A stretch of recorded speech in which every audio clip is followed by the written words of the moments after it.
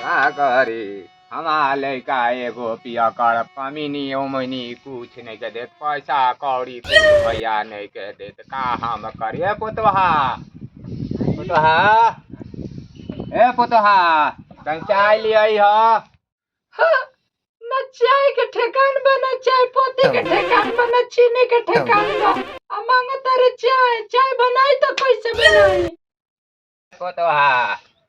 चाय हो लेके आईबू चाय नहीं के तो पनियो न लेके आवन के दुआरिये पर हमारा मुँह आईबू का हो बोला बाबूजी लेके आओ तनी रुकी बोरिया चली बैठी आओ तनी एको बूढ़ बड़े दिन रात परेशान कइले रहत रे मरियो न जाता बाबूजी पीली दी नहीं पता आओ सवाद ए बाबा जे भुलेटा भैया दारू पी के गिरल बारो तो चला देखी सकट के दाद रोज पिएबे करेला ओकरा के 5 लाठी मारे चलो चला ता अरे केने बाबे चोरा देतवा खोला बे 4-5 लाठी मारो अरे केने बारे धर बोतला बा केने बाइक अरे केने बाकी दूरा केने बारे केने बा धाले बे केने बा हेने बा अरे केने अरे हम गिरनी रे ससुरा बुढ़ा पाले आयो दादा ये तो बाबूजी की आवाज लगत कनियो गिर गई निकल आई हे दादा बाबूजी तो जहां ये नहीं गिर गई जी ए बाबूजी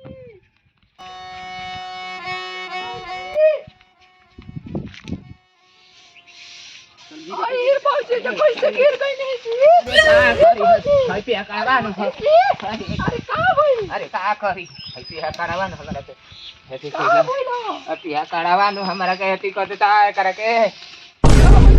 का करी पिया करावा हमरा के है हां पिया करा पुतरा के बेटा का होई जी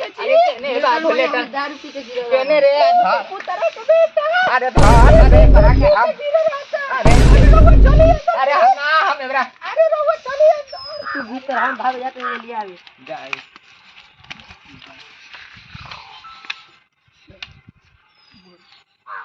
कहां बानी जी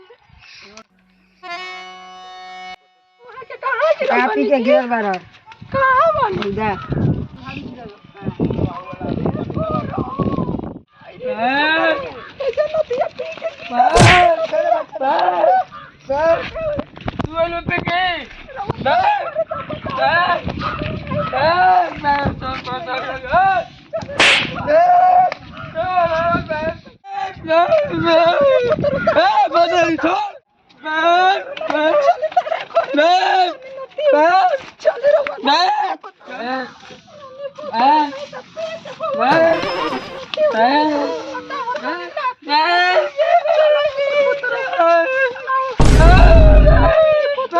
तो यो छिहरिया भी न खेलता मरवावतिया काई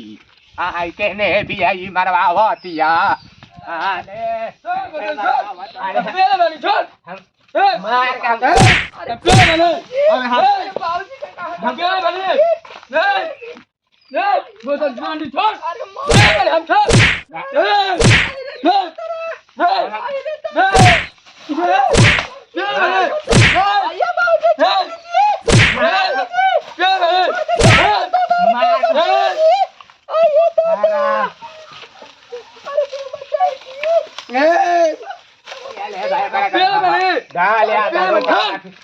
लाठी हमारे अरे हम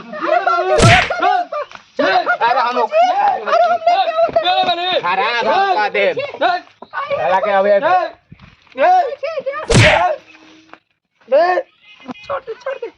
बाजू रउआ बैठ आई होता आई होता वाले फसल छोड़ बैठ ना रउआ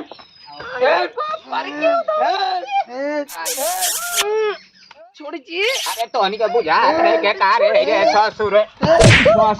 तू कहले बारे हनी हमारा का मोबाइल ह सकार अरे हमारा का मोबाइल ह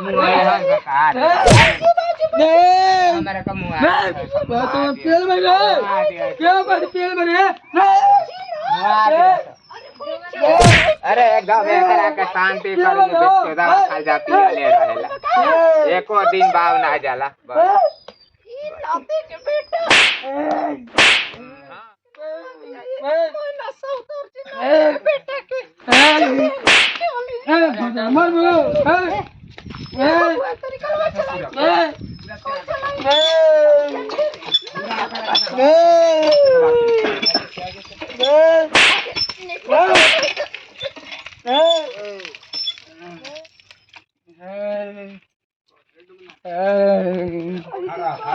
रुके ना